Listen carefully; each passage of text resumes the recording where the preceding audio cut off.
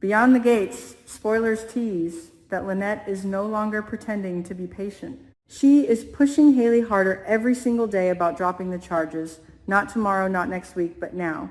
And she keeps repeating the same demand that Hayley must talk to Bill and make him fix it. Make him use his power. Make him clean this mess before it explodes in all of their faces. Lynette does not circle around the issue. She goes straight for the throat, telling Hayley that if the charges stay, everything else collapses, alliances break, secrets spill, and she makes it sound like Hayley owes her obedience. The truth, though, is uglier. Lynette's approach to Hayley is not about kindness or sisterhood or some twisted loyalty. It is about survival, because she believes Bill is the only one who can actually make those charges disappear. And she needs access to him. She needs Hayley to open that door.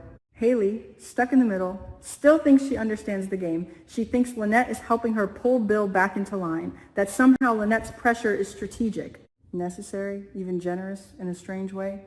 And Hayley convinces herself that returning the favor by speaking to Bill is only fair. She ignores Randy's warnings, completely brushes them aside like they are overreactions, like Randy is just paranoid again, and now those warnings echo in her head because Lynette has stopped suggesting and started threatening. The shift is clear. Lynette's tone colder, sharper. She reminds Hayley that if the robbery is ever exposed, if investigators start digging deeper, Hayley will be the one who suffers most. Not Lynette, not Bill, not anyone else. Hayley will take the fall. It is not even said with rage. It is said calmly, and that makes it worse. Bill, on the other hand, has no patience left for side missions or emotional negotiations. He is drowning in bigger problems, problems that demand his full attention, and when Hayley tries to bring up Lynette's request, he barely listens. He is distracted, distant, almost irritated, as if Hayley's insistence is just noise. Hayley feels the distance growing she sees. It in his eyes, the way he checks his phone while she talks, the way he cuts conversations short, and she starts to panic quietly because Lynette's pressure does not stop. She is being squeezed from both sides. Bill's indifference on one side, Lynette's threats on the other, and she is cracking in the middle, trying to smile, trying to act like everything is manageable, when it clearly is not. Lynette escalates without raising her voice. She paints the picture vividly for Hayley. If the robbery resurfaces, if someone talks, if evidence appears, Hayley's name will be the first dragged through the mud. Lynette implies she has leverage, that she knows enough to redirect suspicion, and the implication alone is enough to keep Hayley compliant. Cooperation continues not because of trust, not because of friendship, but because fear is stronger than doubt. Hayley tells herself it is temporary, that once the charges are dropped, everything will settle. But deep down, she knows Lynette never really lets go of leverage once she has it. While this tension builds, Joey is quietly assembling his own puzzle. He saw something between June and Hammer, something off, something too careful in the way they spoke, and avoided certain details. And he cannot shake the feeling that a secret is being protected. Joey trusts his instincts more than words, and what he saw told him there was a lie floating in the air. He does not know yet who is lying, June or Hammer, or both, but he knows there is a story being buried. Joey already ensured Hammer's safety once, and that was because of June. June intervened, smoothed things over, redirected attention, and Joey has not forgotten that. Gratitude and suspicion mixed together in his mind.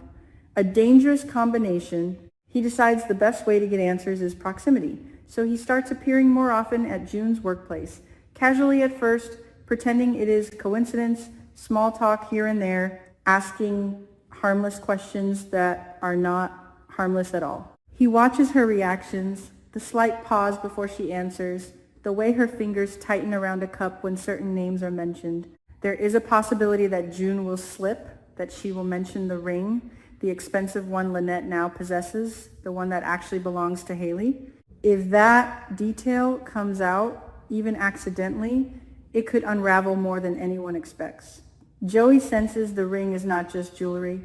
It is proof of something, a transaction, a betrayal, maybe even motive. He does not confront June directly, not yet. He prefers to let people reveal themselves slowly, to give them space to make mistakes. Randy, meanwhile, is unraveling in a completely different way. He is anxious, constantly looking over his shoulder, replaying conversations in his head. He cannot understand how Hayley can remain so calm, how she can walk around like nothing is about to explode. Randy is terrified of Joey's questions, especially about the name Sammy. That name is a trigger, a loose thread that if pulled hard enough could expose the fake pregnancy scheme he and Hayley staged. The lie about the pregnancy was supposed to solve a problem, create sympathy, shift attention, but now it sits there like a ticking device. Randy imagines Joey cornering him, asking simple questions that grow sharper with every answer. He is not confident in his ability to lie under pressure. Hayley reassures him, tells him to relax, says Joey has no proof, but Randy knows Joey is not someone who needs proof before digging. The robbery still has no confirmed culprit, and that uncertainty makes everything worse. The longer the real thief remains unidentified, the more room there is for suspicion to spread, to mutate, to land on the wrong people. Joey is not the type to accept surface explanations. When Randy gives him half answers or overly rehearsed denials, Joey notices. He listens to tone more than content, and Randy's tone betrays him every time.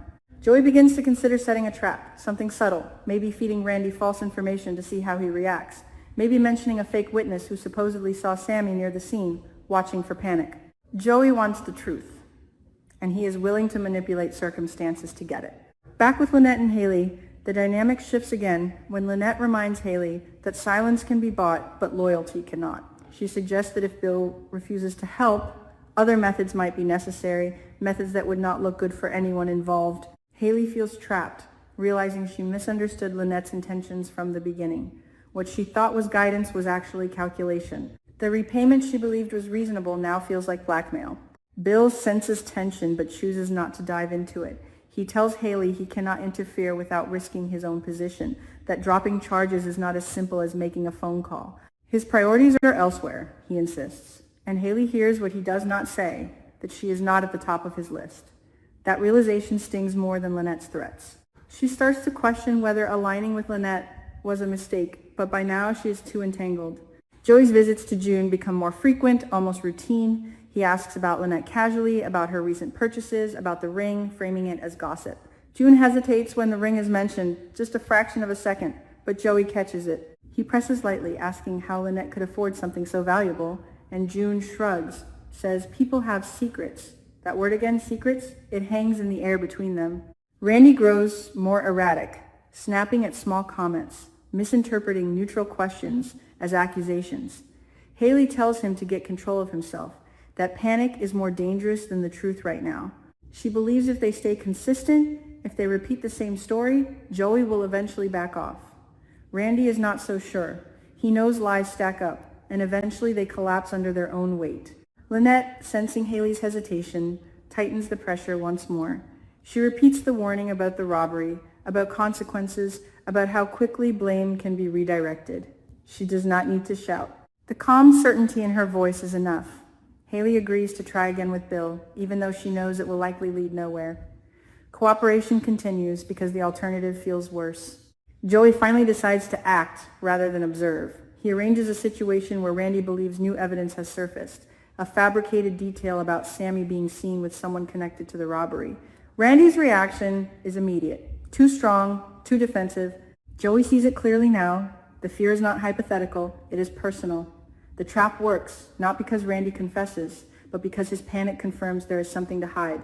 Everything begins to tighten at once. Lynette waiting for Hayley to deliver Bill's help, Hayley caught between loyalty and survival, Randy spiraling under pressure, and Joey moving closer to the center of the truth. No one is safe from exposure. The robbery, the fake pregnancy, the ring, the charges, they are all threads in the same knot. And the more each person pulls to protect themselves, the tighter it becomes.